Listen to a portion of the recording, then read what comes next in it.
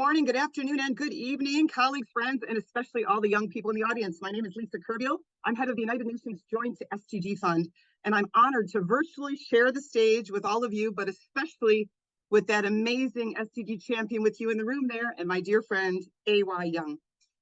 As you all know, music for impact is a powerful tool, and it brings us together, it amplifies voices, and it influences positive social change. And undoubtedly, addressing the world's greatest challenges, from climate change to gender equality, it requires all of us, action from every single one of us.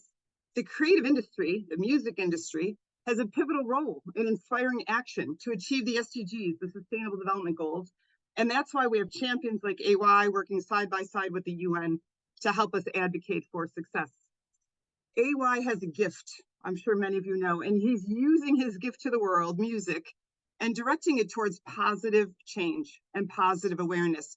And we're so thrilled that the Joint SDG Fund nominated AY as a champion, a champ for the SDGs, because of his passion for social good and his ambition to be a change maker. AY's ability to stand on a grand stage and address an intergenerational audience on the impacts of climate change and partnerships shows a true devotion of his life's work to the global goals. And 17 songs for the 17 SDGs using sustainable energy to power his concerts is an innovative idea that pop stars today had not even thought of, but AY did. Music is a universal language, and it mobilizes positive movement. And lyrics tell us the story and are powerful tools to build a bridge of compassion and to indirectly communicate the larger picture of our climate crisis. And I'm proud to say that so far, the Joint SDG Fund has reached over 188 million people, making lives better around the world through social services, different kinds of support, and by leveraging money through SDG and blue bonds. In fact, $2.3 billion already leveraged by the fund. And I just wanted to give a few quick examples so that the panel can continue on to the other panelists. One example from the government of Indonesia, where the government is developing blue economy strategies to improve and manage their marine and coastal ecosystems.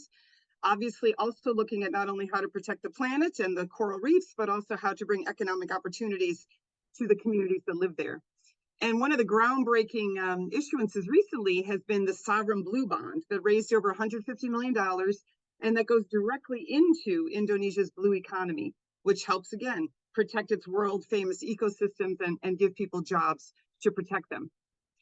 At the same time, the Joint SDG Fund has worked with the government of Indonesia to raise over $8 billion through the issuance of SDG-aligned bonds and sukuks, or Islamic finance bonds, which are compliant with Sharia law. And this ability for investing in impact-oriented startups, focusing on high-quality education and jobs, implementing biotech solutions for waste management, improving productivity for shrimp farmers, it's one person at a time, one SDG at a time, where we're trying to really make a difference. Let's go from Indonesia over to Fiji, just a short trip, where we support local fishermen. So imagine Edwin, he's got a family of 5, he fishes every day out on the Pacific, just off the island of Suva.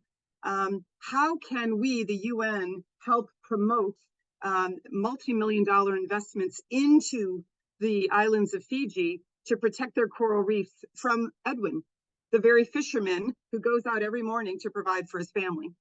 So we've invested and helped leverage $50 million to accelerate reef-positive livelihoods so that Edwin can keep fishing, the tourists can keep visiting and going scuba diving, but the reef will thrive and survive.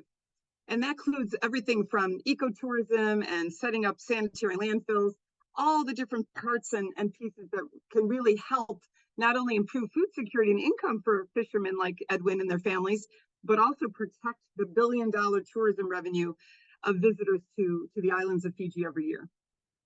So imagine protecting coastal ecosystems help us save the planet, but at the same time, we're helping build resilient economies for people like Edwin and his family. Friends, colleagues, young people, we're at the halfway point to 2030. Some of you may imagine 7 years being a long time, but 7 years is very, very rapid for us to try to gain some of the losses that we've suffered due to the COVID-19 pandemic and, of course, the war in Ukraine. And that means we need world leaders, we need the private sector, public sector, everyday people like you and me to really make that positive change. And we're trying to be very innovative and really help governments like Uruguay who want to turn all of their buses electric. They want to put their entire transport system to be solar, and they need some infrastructure investments to do that. And in Suriname, the government wants to support pineapple farmers to expand sustainable farming techniques that also protect the Amazon forest. Same thing in Gabon. How can we go into reforestation to, of course, move away from oil and gas? Progress like this, my friends, is music. It's music to the ears of those of us who love sustainability. And these are the stories that AY's songs tell all of us. They're songs about our interconnectedness, about how industries can help citizens and vice versa, and how music can be a catalyst for change. So I am very inspired, and I hope you are too, to help us all work together towards these sustainable practices that we can mainstream through our music and our everyday lives for people and planet now and into the future. And thank you so much for listening, for sharing your time, and really look forward to meeting each of you in the future as a powerful force for change. And now I hand back to the panel and to my dear friend AY. All the best.